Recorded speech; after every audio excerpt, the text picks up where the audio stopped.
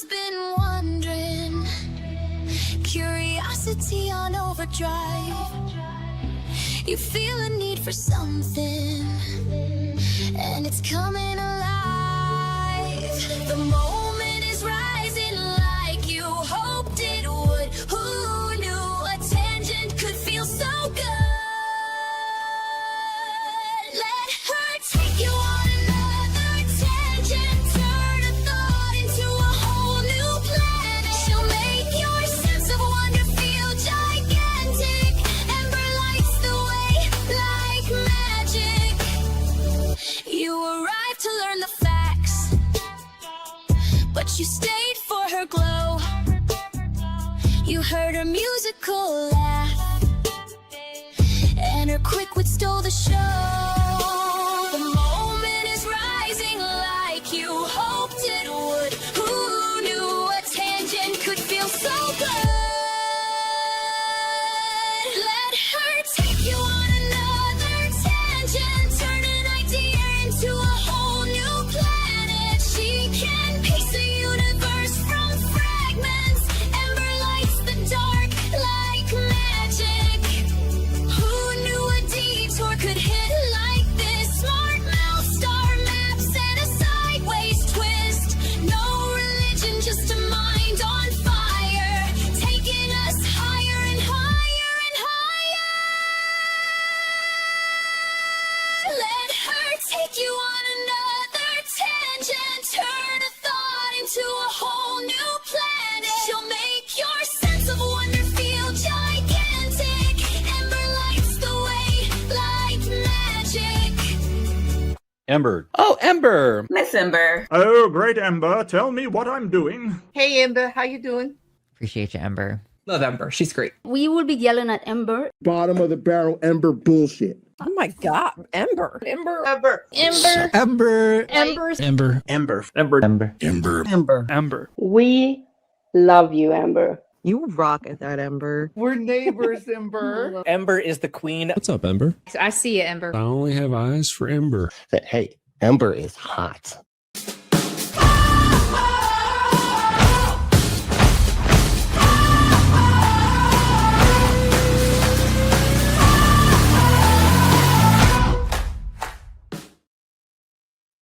Hello, everyone. Happy Thursday or Thursday if you're into that sort of thing. If you are an authentic heathen, perhaps.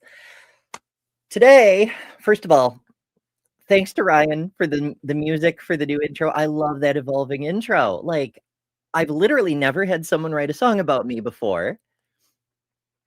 It's pretty neat. But also, like, that section with all the people saying my name, so brief tangent. This morning there was some drama, and there was someone involved in this drama that was actively trying to send people to hurt me again. Amazing. But in that intro, aside from one person, everybody in there is like, I don't know, expressing a sense of community, and it makes me feel a little better. And then the end part, that exploding butterfly, Nil showing her power, that was made by Jess from How to Rule an Asteroid. So, like, the whole damn intro is community stuff, and I really like that. I have to rework it again because I hate this vertical format and it's not working the way I wanted. So I'm going to switch the shows back. Maybe not tomorrow, possibly next week. It all depends on time and a bunch of other things, but I am going to switch things back. So this show will be vertical or horizontal. This show will be horizontal and the bonus shows will be the vertical ones. It'll be fine, whatever. But yes, we're here. We're doing our thing. We're looking into miracles. And I mean, aside from all of you, because here's a fun fact, going back to Aristotle, you're made of matter and you can move under your own volition.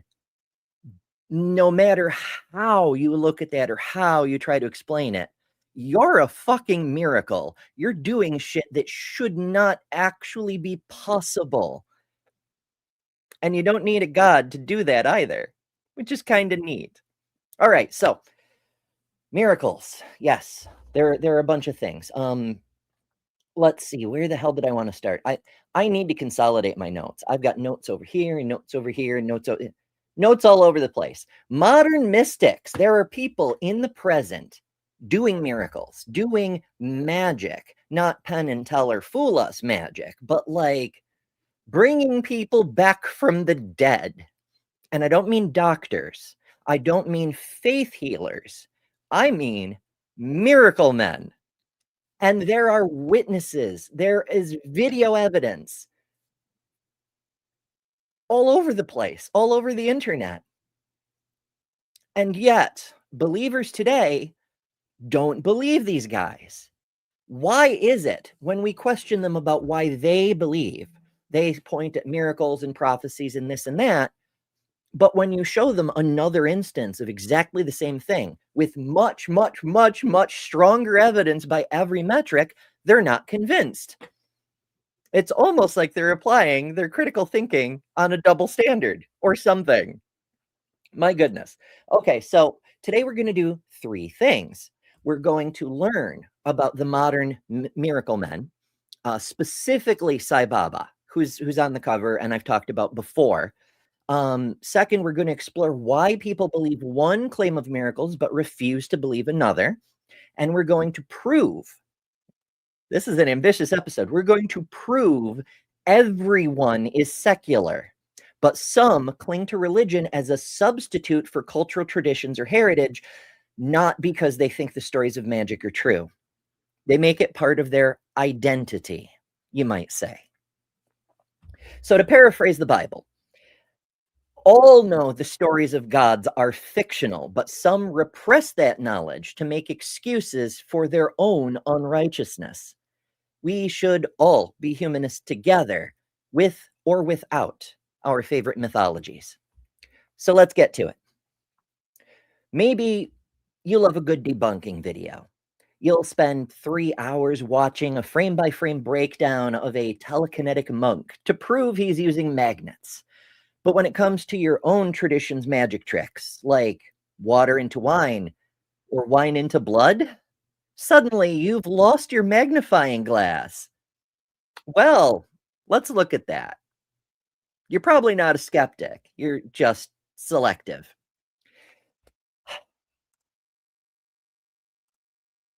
Damn it, I'm pushing the wrong buttons. Why am I bad at this? There we go.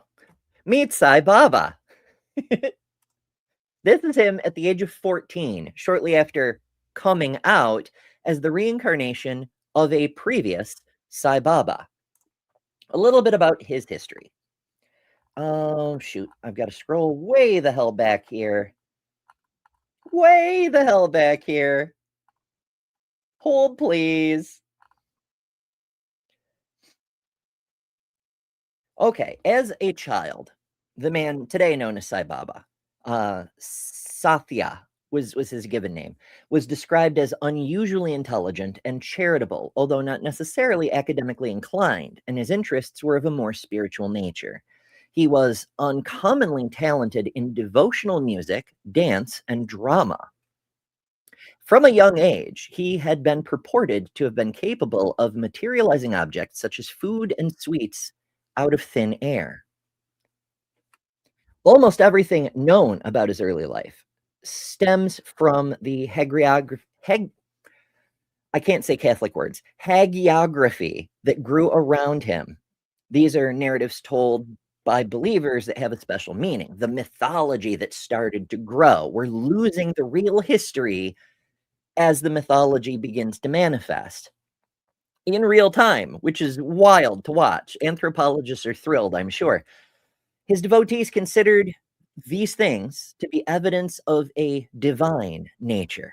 According to these sources, on the 8th of March, 1940, while living with his older brother in a small town near Puttaparthi, 14-year-old Satha was stung by a scorpion. He lost consciousness for several hours, and the next few days underwent a noticeable change in behavior. There were symptoms of laughing and weeping, eloquence and silence. It is claimed that he began to sing Sanskrit verses, although he did not know Sanskrit and had never even been exposed to the language. Doctors concluded this behavior was hysteria because his uterus was acting up. Clearly.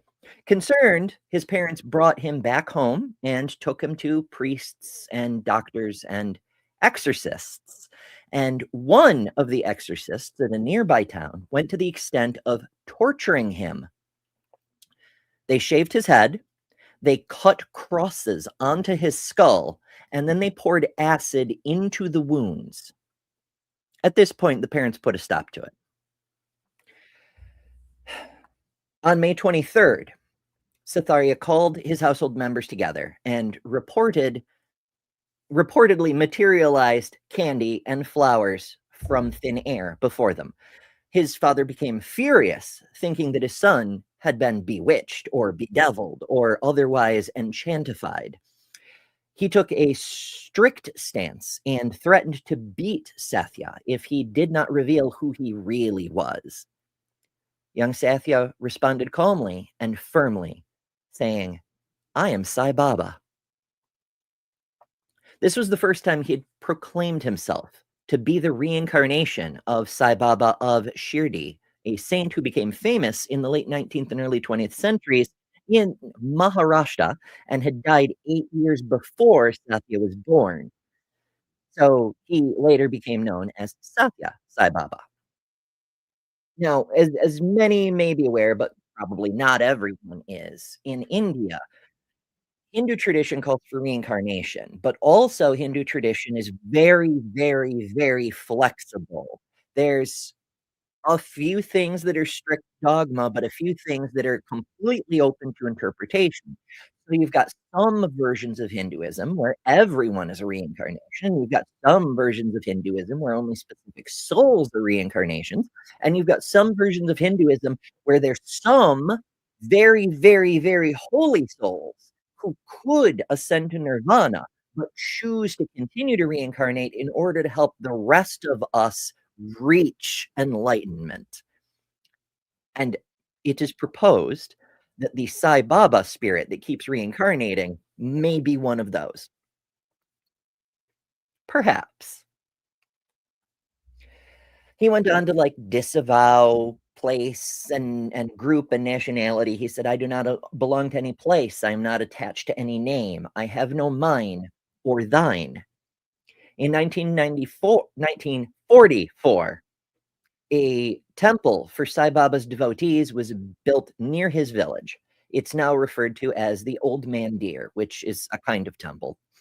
The construction of a bigger one began in 1948 and was completed in 1950.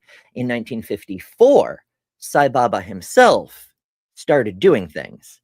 He built a small, free general hospital in the village.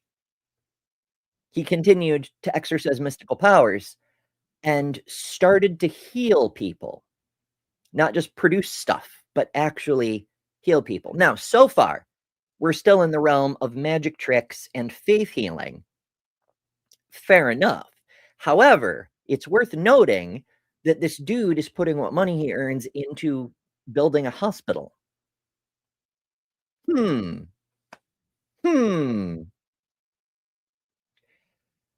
Oh, let's see. He started going on tour through northern India, visiting temples in Delhi, Srinagar.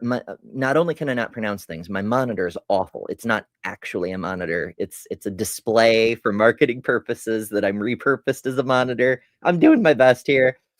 But he went to a bunch of different cities, visited ill people, prayed for their recovery, and according to witnesses, they were healed. But again, we're not significantly out of the territory of faith healers. However, in 1963, Sai Baba himself suffered a stroke and 4 severe heart attacks, which are documented, that left him paralyzed on one side.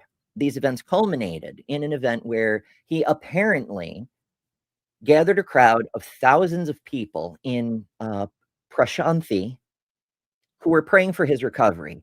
And he borrowed their spiritual energy and directed it through his own ability to manifest the divine essence and healed himself in front of the crowd. All of a sudden, he was no longer paralyzed. His damage was reversed. He was hale, hearty, and healthy, just like magic. Of course, we're still in the realm of the potential of faith healers. Fair enough.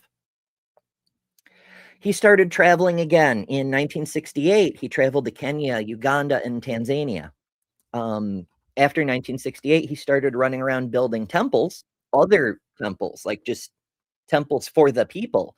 Where the hell's the date? I'm looking for the date. It's not where I wanted it to be. In March 1995, he started a project to provide drinking water for 1.2 million people.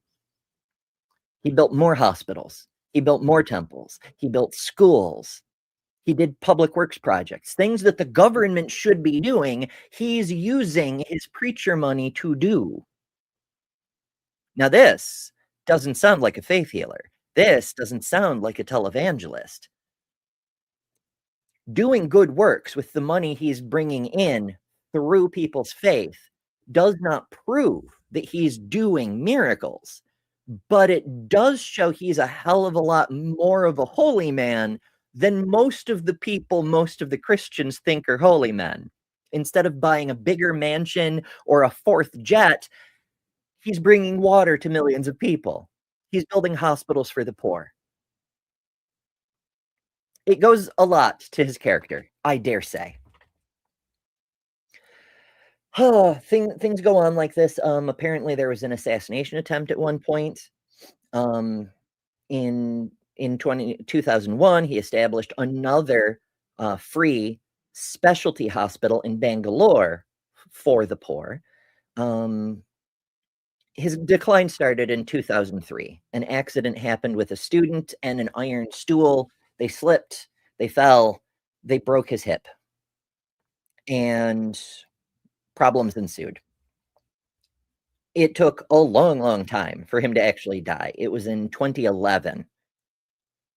But there are people who are still alive who witnessed the miracles he claimed to perform, who were healed by the miracles he claimed to perform. And it's hard to say. While there have been attempts to debunk what he's done, to say the miracles aren't real, we also have records of things like CIA reports saying this guy could be a new religion in the making. We need to plant some evidence to debunk him. So there's that too. The US just has to meddle in everything. Oh, goodness. All right, so I do want to show you guys this. On December 25th, 1971, there was a rumor that spread quickly that an elderly American had died of a heart attack. Walter Cohen had fallen to the floor in the very early morning hours. His wife, Elsie, had called Mrs. Ratanlal, whose room was just down the corridor. The two women managed to lift Walter to the bed, and he passed away in Elsie's arms a few minutes later. An ambulance was called. The body was taken to a hospital, and he was pronounced dead upon arrival. The body was... Okay, so this is a video produced by still existing followers of Sai Baba. They're claiming that an elderly American follower died. Obviously, you saw the title when we started the thing. They're going to claim he was resurrected. But of course they would. They're a biased source. But hold on, there's more. Then placed in an empty storage room and covered with a sheet to await daylight and decisions about the funeral. Baba told them he would visit the hospital at 10 a.m. Here is Walter Cohen narrating what happened. It was on Christmas that I was taken sick with pneumonia and died on Christmas Eve about 2.5, 3 hours later. My lungs filled up with phlegm and I just smothered to death. The hotel had been alerted and a doctor. So there's the man himself saying he died. He was dead. eyewitness testimony, Christians. Are you paying attention? Was on his way. The doctors pronounced that I was dead, and they loaded me into this morgue wagon and shut the door that until we got to the morgue, and they took me out, and the two men carried me in the stretcher and dumped me on the bed and put cotton in my mouth and nose and in my ears and pulled a sheet up over my head. And I was thoroughly satisfied then, and I sort of figured that was the end of my body, and I was completely free. I'm free. Okay. So as many of you know, many, but not all, because I don't talk about it a lot, I myself have had a near-death experience. It's not like anything else I've ever heard another person describe, which tells me that there isn't some objective spiritual reality that we all experience, but that our brains generate something. It's not an external experience. It's a function of the brain. At least that's my interpretation. I could be mistaken. If someone comes forward with a near-death experience that happens to be like mine, maybe it might be convincing. But until that happens, I don't believe any of these people. But I will say this. Whatever the brain does, there is a tremendous experience of peace. It's probably there for a reason. As in, like, I don't know. It's hard to say it's an evolutionary reason, because by the time you're at the moment of death, you are past natural selection. So there's no evolutionary pressure to have your brain do one thing or another about the moment of death. But our brains are very powerful and can be very creative. So it could be a shock reaction. It could be a trauma response of some kind. But whatever the situation, it is very, very peaceful. I had absolutely no fear at any time. And then I found myself in a great hall with Sai Baba alongside of me. Sai Baba talked with me while I was there in this large hall. Well, Sai Baba said that I did not complete the work that I had intended to do, that I was born to do. And he arose and addressed the judge, and very respectfully, and the judge. I'm not sure what he means by judge here, because maybe that part of his testimony is edited out, because this is, again, it's produced by Sai Baba's followers, and the original video was like a BBC documentary or something. You can see the interviewer from time to time, although you don't hear any of his questions. So like this thing has been edited through two different sets of hands before it made it to YouTube. So who the fuck knows? He was very respectful to him. He knew him apparently very well.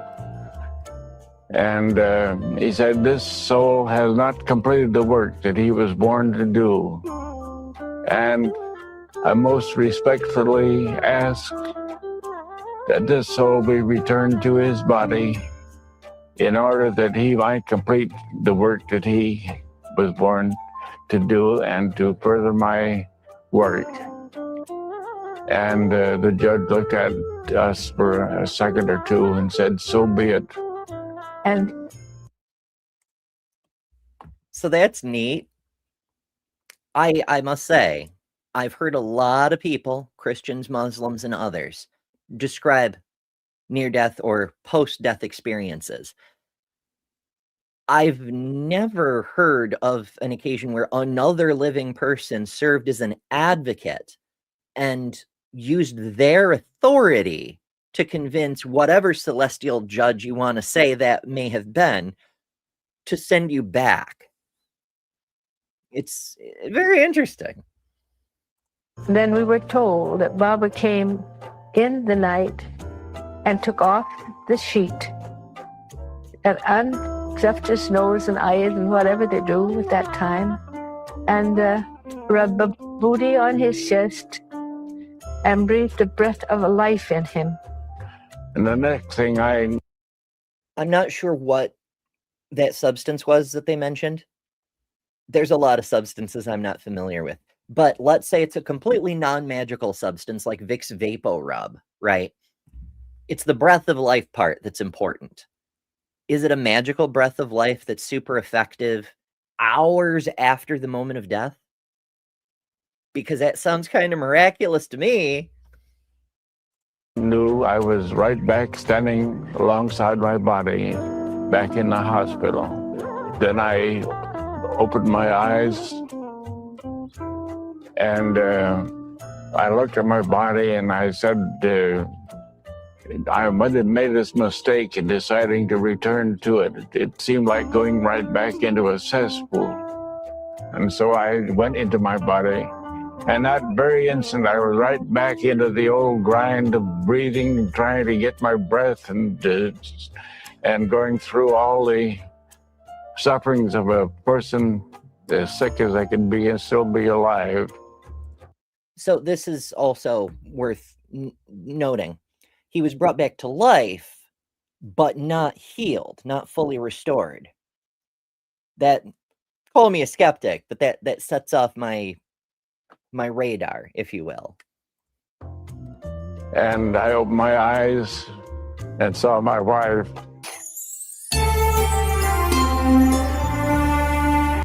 Okay, and that's... The wife was a witness. The man himself, direct, personal, first-hand testimony. I was dead, and now I'm not, because of the magic of Sai Baba. So this man performed miracles. We have video testimony, not just from multiple eyewitnesses, but the subject of the resurrection himself. And he's even a man. That's a little slight about Hebrew laws, about how women's testimony doesn't count as much as a man's, that sort of thing. Yeah, it's a man saying so. So you should believe him, right? And unlike faith healers and deliverance exorcists and whatnot here in the US, always claiming God commands they buy a fourth personal jet or a bigger mega mansion, he poured his money into helping the poor to the greatest extent he could. He built hospitals, he brought public water to millions, and so on, and so on, and so on. However, one moment, I gotta get to a certain place in this video. Almost there. Almost there. I had it preset, but I don't know. Every so often, videos like reset themselves. It's very rude. All right. So this is Indian state media recording Sai Baba presenting a trophy to a diplomat, possibly a prime minister, something like that. This video of Sai Baba is now being circulated secretly in India. It appears to show the godman using a stage magician's trick to produce a gold necklace for a distinguished guest. Just before he hands over an award, his fingers seem to be searching for something underneath the wooden box. He then draws back his hand, waves it around, and the necklace appears as if from thin air. The event was witnessed by India's Prime Minister and recorded by the state-controlled Indian television network. But after an editor drew attention to the apparent trickery, this footage was not broadcast. A professional magician would consider this a cheap, elementary trick. A pill of compressed ashes hidden between... Okay, that gets into another trick that Sai Baba's famous for. One of his miracles is he's able to produce the ash of creation, because, like, I guess the formative pre-matter of the universe resembles what we would consider to be ash, and he can just produce this ash that I guess has healing properties. People like rub it on their foreheads and whatnot because it's proto-matter sort of deal. That's not what we're talking about right this second. I want to talk about that footage that we just saw. So with that footage, obviously, I don't believe Sai Baba worked actual magic, but there's a lot of motivated reasoning going into that debunking video. There's a lot that so many could-be's and possiblies and looks like, and not a lot of facts. Sure, it's more likely that it was a magician's trick that wouldn't fool Penn and Teller, but that doesn't mean that's what it is. We don't have positive evidence for our hypothesis. We're pre-concluding based on what's more likely. And this is the same thing theists do when they're justifying their preferred miracles, even as they debunk other miracles. I say so to make it clear that we are not applying our skepticism evenly, to highlight the fact that theists don't do it either, but also we need to be aware of the flaws in our own thinking. We suspend rationality to a greater or lesser extent to the benefit of beliefs we already happen to agree with. This is true for all of us. It's part of being human. And the only defense against it is to be aware that we are vulnerable. The fact Sai Baba did good things isn't material to the claim of miracles. He might be worthy of praise, especially compared to televangelists and fake faith healers, but that doesn't mean anything he did truly is miraculous. But we believe that sketchy-ass attempt at a debunking, despite just hearing from a man who, according to his own testimony and a bunch of witnesses, was brought back from the dead. We justify our uneven standards based on how these pieces of information interact with what we already believe. Our conclusions are probably not wrong, but the point I'm making is we're using flawed reasoning, even if the result happens to be correct. And this is exactly the same double standard that believers in other religions use to justify their beliefs in different miracles while simultaneously denying Sai Baba's. We're learning something about why theists think the way they do, even as we call out theists for thinking the way they do. So, Christians, for example, they demand raw 4K footage, 3 independent witnesses, and a forensic lab report to believe a miracle in 2026. But turned around and accept a 2,000-year-old he said, she said, written by a guy who wasn't even there. We have high standards for the present and 0 standards for the past. We treat ancient as a synonym for authentic, when historically it usually just means unverifiable. To wit, digging up that 1992 video of Sai Baba maybe fumbling a magic trick was hard.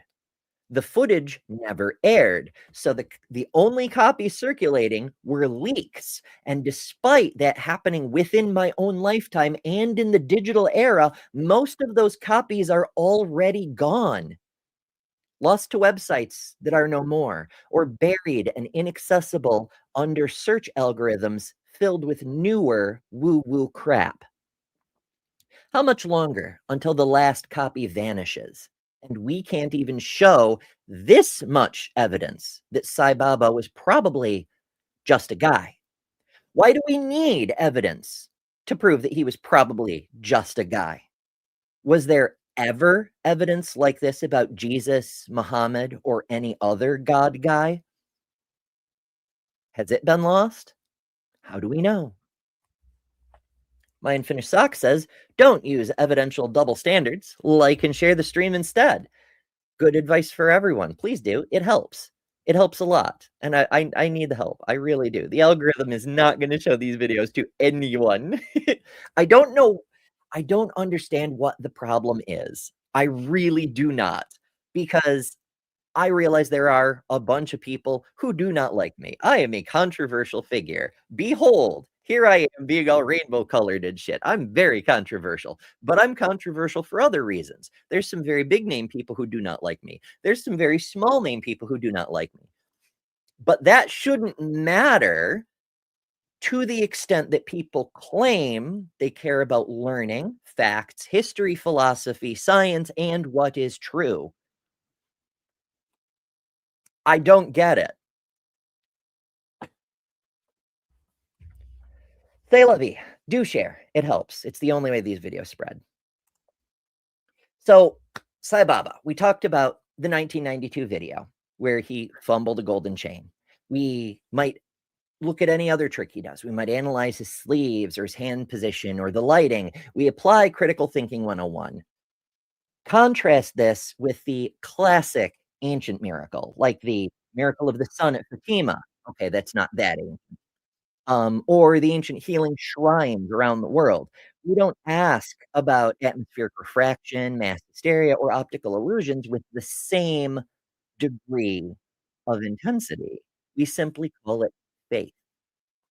So if Sai Baba had lived in 300 BCE, you might be wearing his picture on a locket right now. The only thing that turned him into a fraud instead of a savior was the invention of the camcorder. Interesting.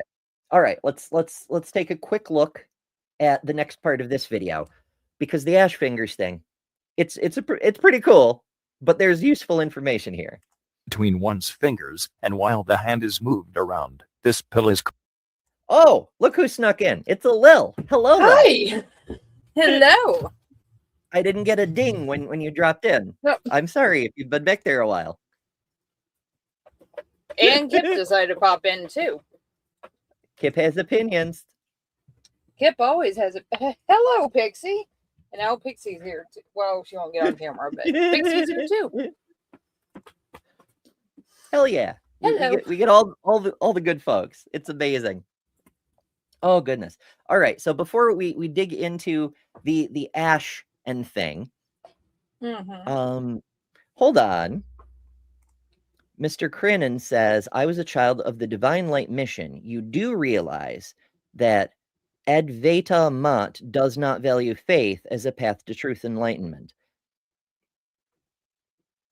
I don't know what that is. Advaita Mat. There are lots of things I don't know. That's one of the reasons we do these shows. I get to learn things too. Please enlighten us. What the heck is an Advaita Mat? And what is the relevance to the thing we're doing today? All right, what are your thoughts on Sai Baba, Ms. Lil? I don't know. I'm learning too because I've heard of him, but I haven't dug into it. I'm still kind of the opinion that it was a fluke, but that's just me and how. Here's the thing: is he went on for decades doing miracles, and there are millions of witnesses still alive today. Some of them who, like Cowan here, went on video to give their testimony, not just of seeing a magic trick, but have been healed or saved or directly benefited by not just the works of Sai Baba, but his miracles. So here's the thing. Even if we did have 100% lock solid conclusive proof that the magic trick we saw was just a magician's trick, would that mean the miracles that were witnessed by millions, are on video, and people have testified to don't count? If you can do real magic, but you also do a few magic tricks to supplement it for the crowd, whatever, does that make your miracles invalid? I don't know, but it definitely makes him suspect. It makes one wonder, doesn't it? Now, once again, I don't actually believe that Mr. Cohen, or whatever his name was, I don't believe he was resurrected, because that's not how anything works. I've had, like I said earlier, I've had my own near-death experience. It's not like there's a judge who it's not important. It's not important. What is important is that the man was not healed. He believed a thing happened because he already believed in Sai Baba. He woke back up after his experience, still ill. He believed he was healed, but he didn't actually die. Like, we don't know where he was dead at the moment. He's talking about while he was dead, his ears were plugged with cotton and he was shoved into the morgue. But how would he know that if he was dead at the time? You know? That is true. Like, he wasn't observing.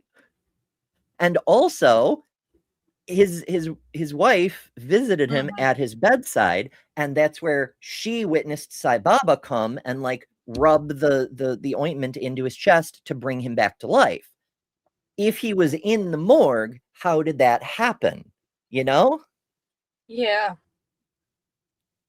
I mean, yeah, I mean, we've all seen it to where something happens, and 3 hours later, you hear a version of events that is not what happened because you were there and you saw what happened. And that's not what happened, but that's the story that's being spread. So it very well could be that something happened and people just didn't bother to correct the record. It's the same video with these two different witnesses, one from the internal experience of being healed and one from the external experience of watching a healing. And their testimonies conflict in the same video, you know? And that is the best case scenario because that's the video that's put forward by Sai Baba's own followers. So it's biased pro Sai Baba as you can get, and it has contradictions. So there is room for issue. However, as we often tell the creationists, just because you can poke holes in a theory and possibly even show that theory is not true doesn't mean your own claim is true. You still have to show evidence for your claim. I mean, even with creationists, like my personal thing is you even got to go even further back. You have to prove that there is a creator to begin with before you even start going after creation. Like you got to start that there's a creator, period.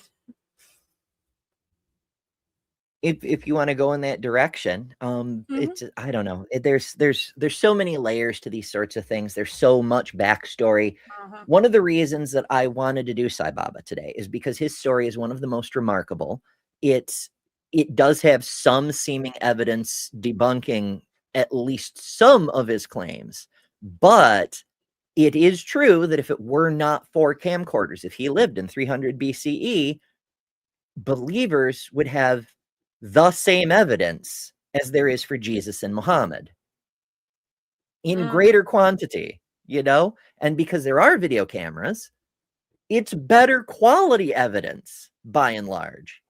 Like we don't have Paul writing about how Mr. Cohen witnessed a resurrection or whatever. Like we have Cohen's own video testimony, you know? Much better evidence. Yet the Christians don't believe in Sai Baba.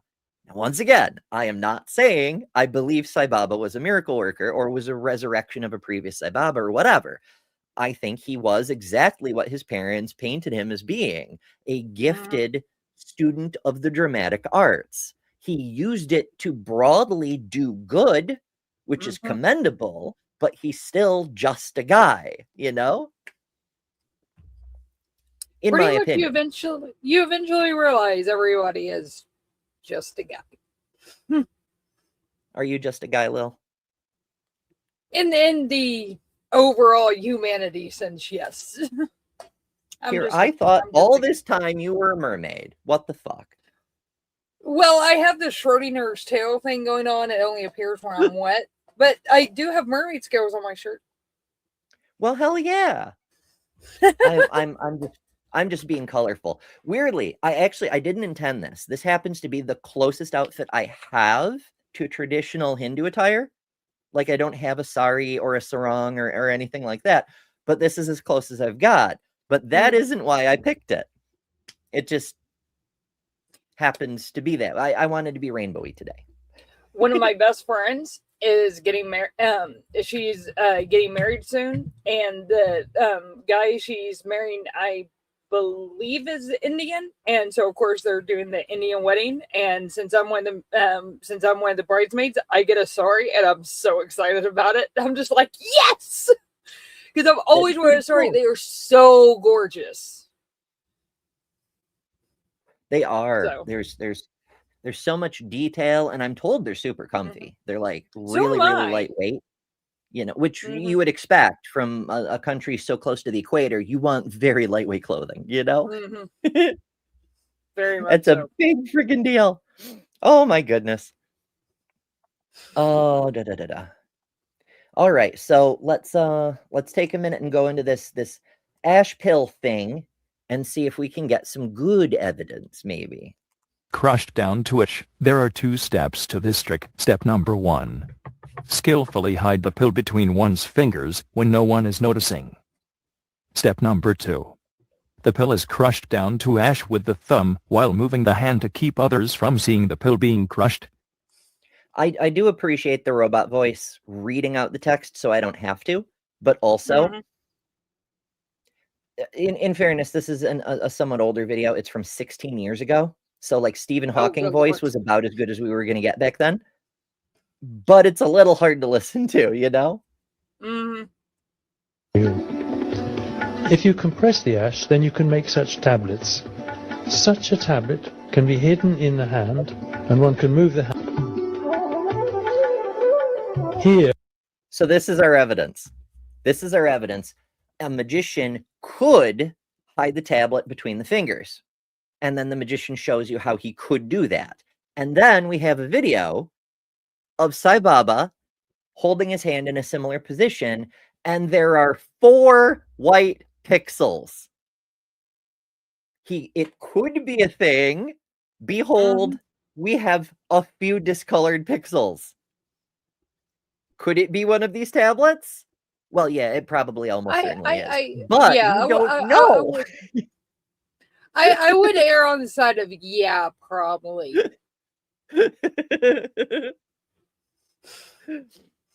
But could be is not evidence. Explaining a possible hypothesis is not truth, you know?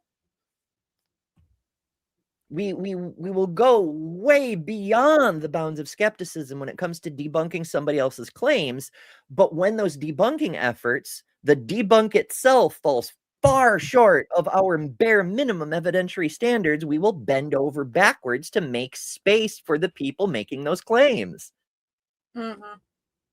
Like, yeah, it probably is fake because I don't think Sai Baba was a magic man, but these are some shit evidentiary standards saying it could be this thing, and look, there's discolored pixels. What the fuck is this? Get out of here with that. Yeah. So it's my point is not to rail against skeptics who are trying to find reality, right? Or even call into question any of these miracle guys, because skepticism requires doubt. Doubt is the first step towards truth. But what I'm gesturing at is the double standard. We're doing the same double standard right now as theists do when it comes to the claims of their own faith.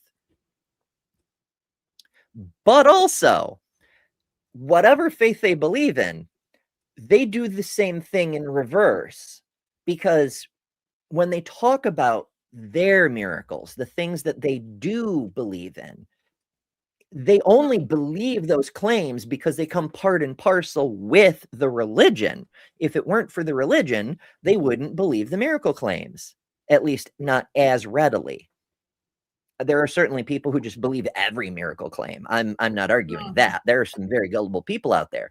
But people who question Sai Baba but still believe in Jesus will do the same thing to claims about Jesus if you push them.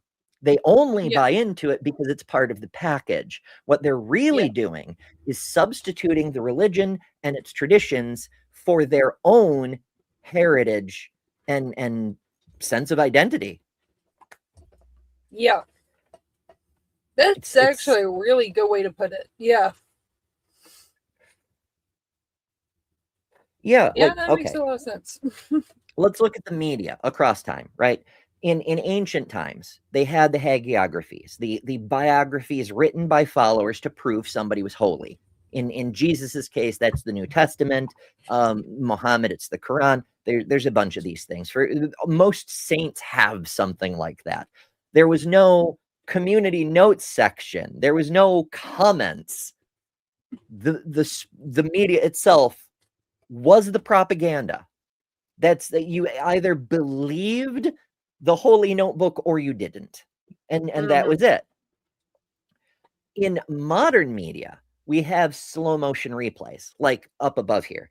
Our media today is designed to catch the glitches. So we live in an era of correction media. We have comment sections. We have community notes. We have Wikipedia entries saying, P.S., this is bullshit. Here's a citation.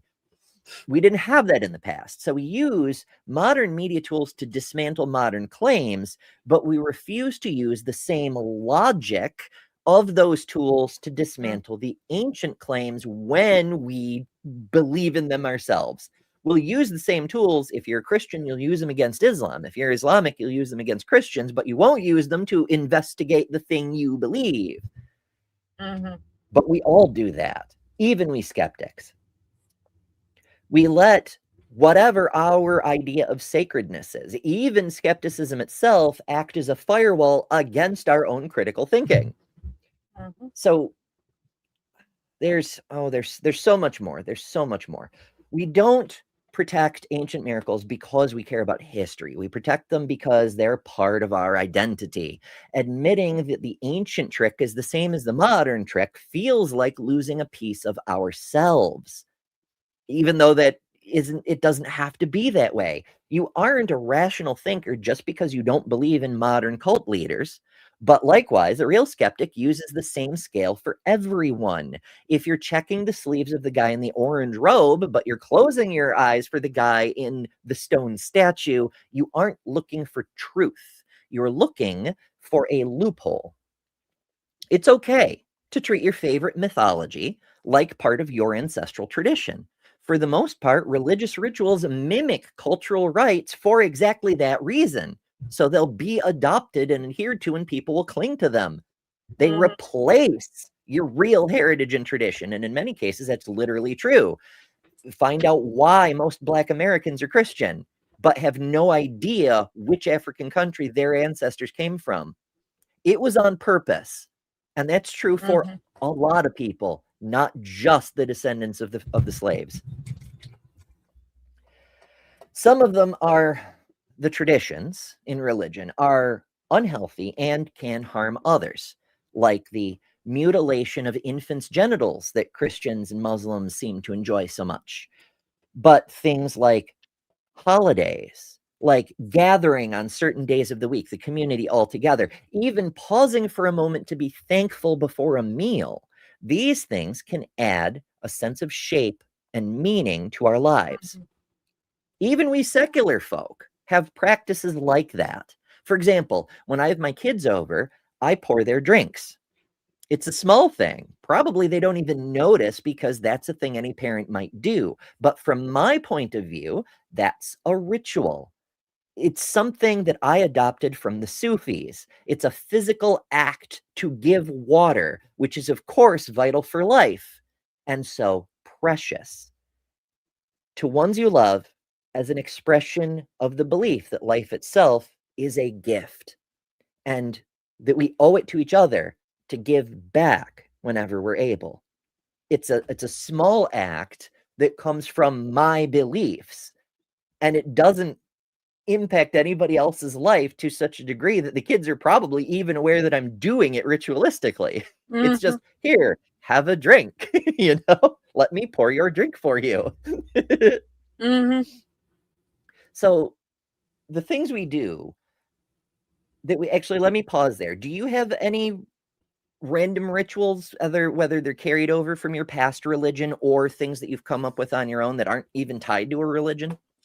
I'm trying to think, and I can't think of much. I mean, one thing that me and my youngest son do that we've probably done ever since he was a kid is anytime I run out to go do I run out to either go get him something or go to the store or anything like that, he always comes with me every time. It's just like our thing that we do together, but that's probably the closest I can think of.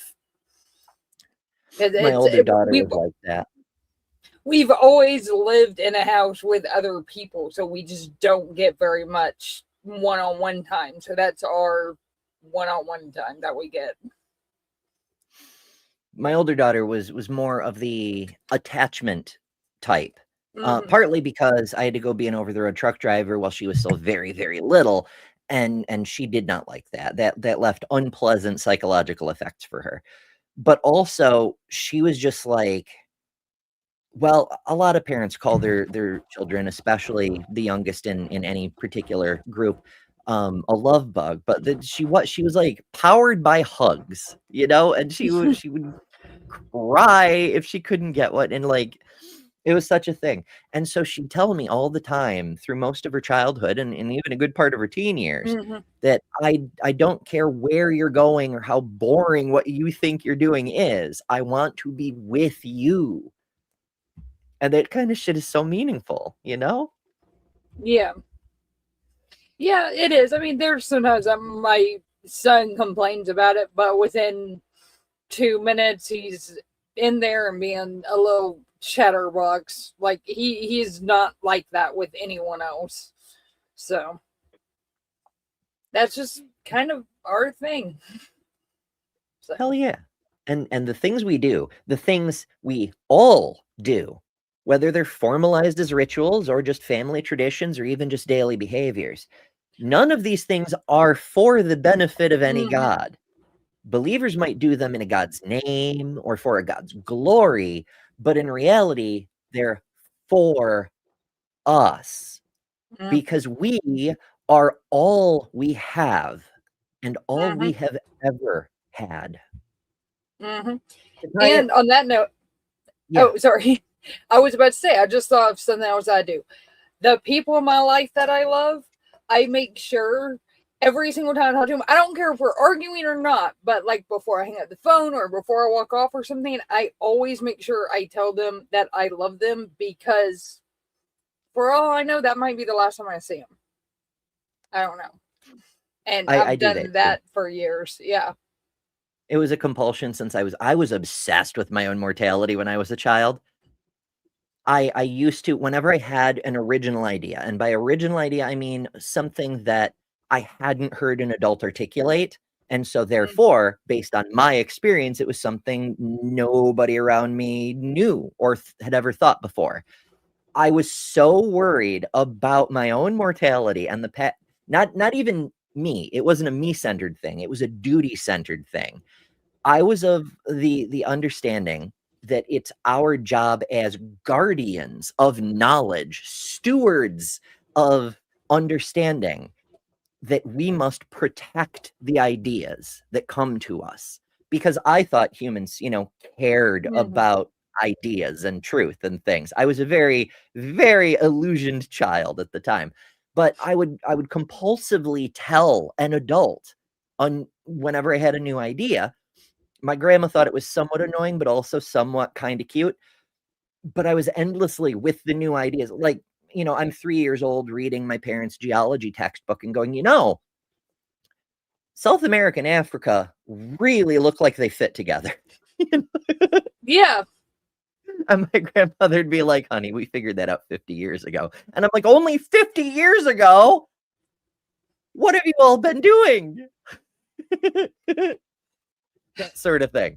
But yeah, I would tell her this stuff because if something happened to me, I didn't even care about the fact that something would have happened to me. I was concerned about the idea being lost because my skull was an insufficient storage device. I would have failed in my duty to knowledge. But I was the same way with love. Every time I went somewhere, I got on a school bus or whatever, I compulsively had to tell people I loved them in case I never got the chance, because I was preemptively trying to hedge against regret. I knew in advance if I didn't and something did happen, I would regret it.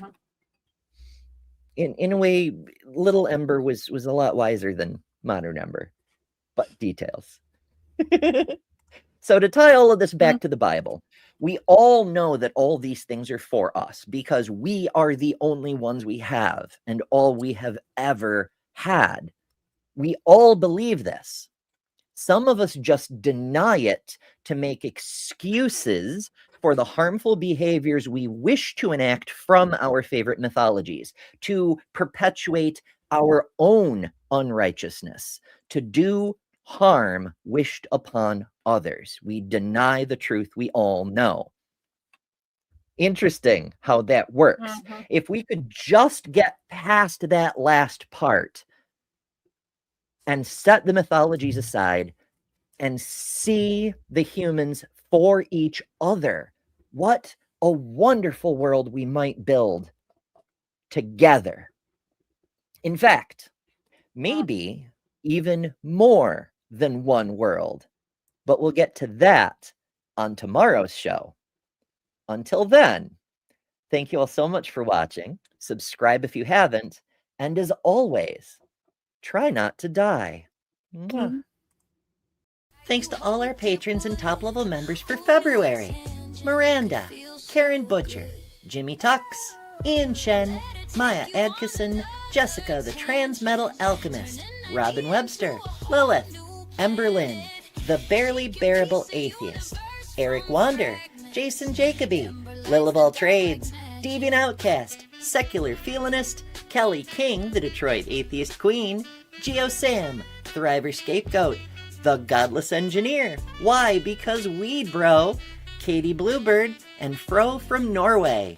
And you can add your name here next month by signing up at patreon.com/betterthanember or by joining Emberships here on YouTube at the Cinder level, which also includes all the custom emojis, tons of member-exclusive content, member-only live streams, and a bunch of other stuff. I deeply appreciate all the supporters who keep this channel going. Thank you so much. Because of you, we're building a wonderful community that I'm very proud of.